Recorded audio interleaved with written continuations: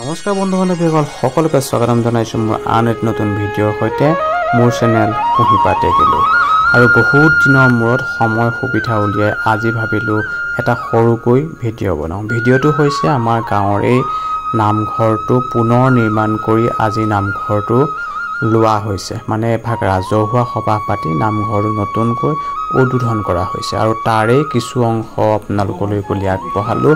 লগতে ময়ো ভিডিঅ'টোৰ জৰিয়তে এই ইমান সুন্দৰ মুহূৰ্তখিনি ধৰি ৰাখিবৰ বাবে চেষ্টা কৰিছোঁ। আৰু এয়া হৈছে নামঘৰৰ মণিকূটৰ ভিতৰত, য'ত প্ৰভু ঈশ্বৰে নামঘৰৰ মণিকূট ভাগ স্থাপন কৰিছে। দেখিছে চাৰি ভকত সাক্ষাৎ কৰি মণিকূটৰ যি থাপনা আছে সেই থাপনা প্ৰতিষ্ঠা কৰিছে। আৰু এয়া কাষতে মিঠৈ বনাই আছে, যিহেতু ৰাজহুৱা সভা।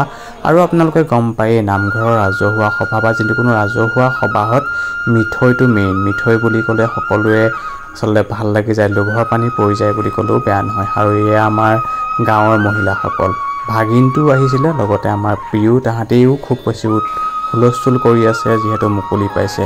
আৰু এয়া প্ৰভু ঈশ্বৰে নাম লৈ আছে, ভকতসকলেও চাপৰিৰে সহযোগ কৰিছে। তাল বজাই নাম লোৱাটো আচলতে শুনিবলৈ বৰ ভাল লাগে, নহয়নে? মই কিন্তু বৰ ভাল পাওঁ।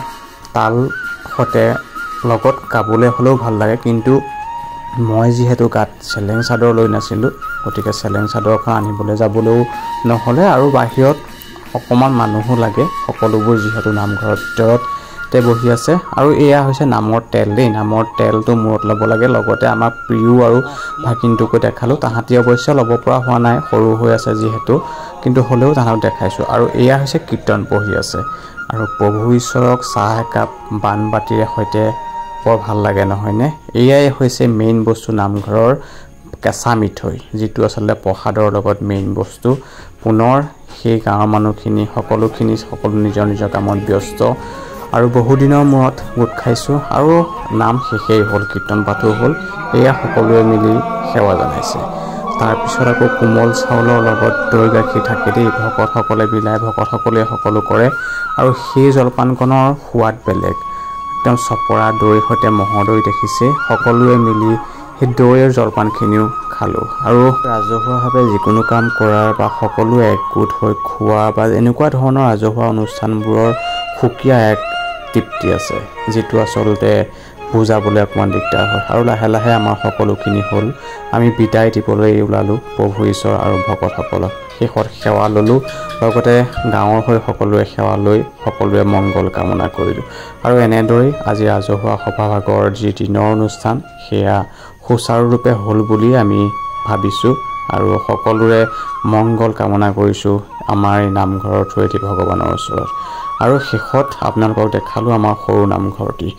আৰু গধূলিলৈ বহুত দিনৰ মূৰত নামঘৰটো যিহেতু হ'ল, আৰু সকলো গাঁৱৰ মানুহ মিলি আমি সৰুকৈ এটি প্ৰীতিভোজৰ আয়োজন কৰিলোঁ। আৰু এয়া দেখিছে আমি সকলোৱে মিলি মাছ আৰু যি ভোজৰ যি আইটেম আছে সকলোখিনি বনাই আছোঁ। এয়া ভাতো বনাইছোঁ, সকলোৱে মিলি মুঠতে যোনে যেনেকৈ পাৰে তেনেকৈ কৰিছোঁ। অৱশ্যে বতৰটো খুব কাজি কোমৰি আহিছে, গতিকে লৰালৰি কৰিবলগীয়া হৈছে, কিন্তু হ'লেও যথেষ্টকেইটা আইটেম হ'ল। মাছ, কলপচলাৰ লগত পেটু ভাজি আদি এনেকৈ কৰি মোটামুটি 7খনমান হ'লগৈ। আমি খাবহে শেষ কৰিবগৈ নোৱাৰিলোঁ। সকলোৱে মিলি খায়ো ভাল লাগিলে, তাকে ভিডিঅ'টোৰ জৰিয়তে আপোনালোকক অকণমান দেখাবলৈ চেষ্টা কৰিলোঁ। যদি ভিডিঅ'টো চাই ভাল পালে তেনেহ'লে মোৰ চেনেলটো ছাবস্ক্ৰাইব কৰিবলৈ একেবাৰে নাপাহৰিব। আৰু যদি ফেচবুক পেজৰ পৰা চাই আছে, পেজটো ফ'ল' আপ কৰি দিব। আৰু এনেকুৱা ধৰণৰ নতুন নতুন ভিডিঅ'ৰ বাবে চাই থাকিব আমাৰ চেনেল কুঁহিপাতে। তো আজিলৈ ইমানতে বিদায় মাগিছোঁ। বাই বাই, জয় আই অসম।